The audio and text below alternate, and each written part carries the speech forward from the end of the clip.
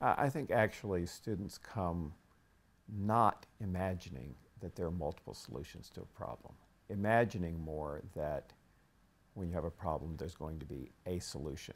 And I'm just searching for that right solution. Um, and I think that's generally something they're trained by testing. You know, there's a right answer and there's a wrong answer. And they're always searching for that right answer. And the idea that there might be a lot of right answers, I don't think that occurs to them naturally. Actually, I taught this creative problem solving class to Plan 2 juniors as a seminar class first, as a kind of pilot to try it out. And they totally got it. I mean, day one, everyone in that class understood what creative problem solving would be and had the full confidence, I can do this. But the more cross-section of the UT student body in this class, I would say on day one, 60% of the students got it immediately. And there were 40% that were scratching their head and thinking, number one, I don't really understand what it is to be creative in problem solving, as opposed to just solving the problem, right? I mean, isn't there just a solution out there and I'm just supposed to identify it? And then the other thing was they did not have confidence that I can be creative. They thought, oh, well, that's for somebody who's talented or someone who's got something I don't have. But I can't learn to be creative. That was something they resisted. How do you convince them of that? Well, I think I'm probably up to about 95% convinced at this point. There's still about 5 hardheads out there that I haven't convinced, and I may not. We're getting toward the end of the semester. I may not get them. But I think a whole lot of it is showing them examples of problems that, you know, these 6 people tried that, and they ended up with nothing. And then one person came in with a little bit of a fresh look. And wow, what a difference that made.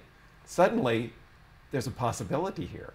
And that they find incredibly appealing. You can just see their faces light up when you sort of show them a situation where people tried and people tried and people tried, and then somebody came along and they figured it out.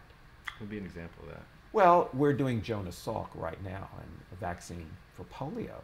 And, you know, from 1916, when there were big outbreaks of polio by then, until the 1950s, everybody's trying this and trying this and trying this and trying this.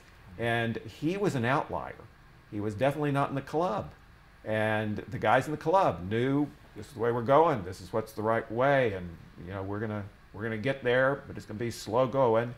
And there was big conventional wisdom there. And here comes this outlier, you know, Jonas Salk out there, and he was more daring. He was a risk taker more, and he got there. And so you can just see their face light up that, oh my God, that's the kind of person I want to be. I want to be able to see something other people aren't seeing. So you inspire them by showing them these stories. And also often showing them, I mean, Jonas Salk is a good example of that because he was freaking brilliant. But next week we're doing Joel Salatin, who is an organic farmer in Virginia. This is an ordinary guy. He's just an ordinary guy. He's a farmer. The son of a farmer, the grandson of a farmer. He's just a farmer. But he is into organic gardening in a way that is so clever and so creative and so good for the earth. It's just inspiring, and pretty much in my experience is that's everyone's favorite reading of the entire semester, and that's why I leave it to the last, because it's just an ordinary guy in a current situation just thinking. Instead of accepting the way everyone tells you you're supposed to be farming, this guy's thinking, and that makes a big difference. So in addition to showing them examples of people, Robert Moses and these folks, are there ways that you ask them questions, or are there activities you have them do that kind of shove them towards the idea that there can be more than one solution? Right. You know, we're definitely into getting them participating in the class. And every single class time, there's a point at which we personalize whatever we're talking about. So yesterday we were talking about Jonas Salk and his mentor who was very, very important in his life. I mean, he could not have ever got where he got without this mentor, who he worked with for 6 years. And so at the end of the class, it's like, well, do you need a mentor? Have you had any mentors? How do you get a mentor? How do you do this? And they're totally into that. How do I do this? And what are the steps? And we've got many, many, many through the whole semester. It's all about learning what's one more arrow I can put in my quiver that makes me capable of doing this? What's one more tool I can use? Make sure I've got it in my toolbox. And so every single lesson we learn is about personalizing it to how can I equip myself to be better at this. And that's me convincing them that you may not be creative right now, but you can learn to be creative. You can become creative. And in the class, there are these 20 different terms we use, 20 different words that describe something you can embrace and take into your life and make yourself more creative. What are some of those? Well, one of them is mentorship. How am I going to take advantage of mentorship? How do I find someone who can be a mentor to me? Another one is leadership. You know, how do I make myself a leader? Another one is independent thinking. How do I make sure that I'm able to think for myself and not just rehash what somebody else is thinking? So independent thinking, that's something that a lot of teachers we've talked to, when we say critical thinking, that's what they mean. Mm-hmm.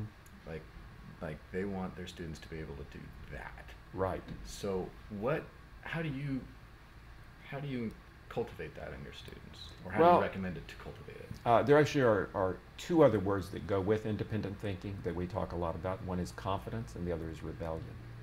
And sometimes rebellion is not thought of as a good word, but in our class we think of rebellion as a very, very good word, because you'll never be creative if you accept what the world is delivering. If you accept everything, there's no reason to do anything new or different. So you have to have a little bit of rebellion in you to be creative and to think independently. Otherwise, you're going to accept what everybody else says. And we look at these people that, I start the series of case studies with Thomas Jefferson and Alexander Hamilton. I mean, these are gods, right? These are people that no one can say a bad thing about, these founders of our country. And yet, of course, they were rebels. They made a freaking rebellion, you know? They had a revolution. So they were rebels, and they were all the way through their lives. They were different. They thought differently. And they didn't accept what other conventions other people had. They were rebels. And they had confidence. They believed that. I see the world a different way, and that's a good thing. I've got something to offer here. So rebellion and confidence are things that lead to, I think, independent thinking.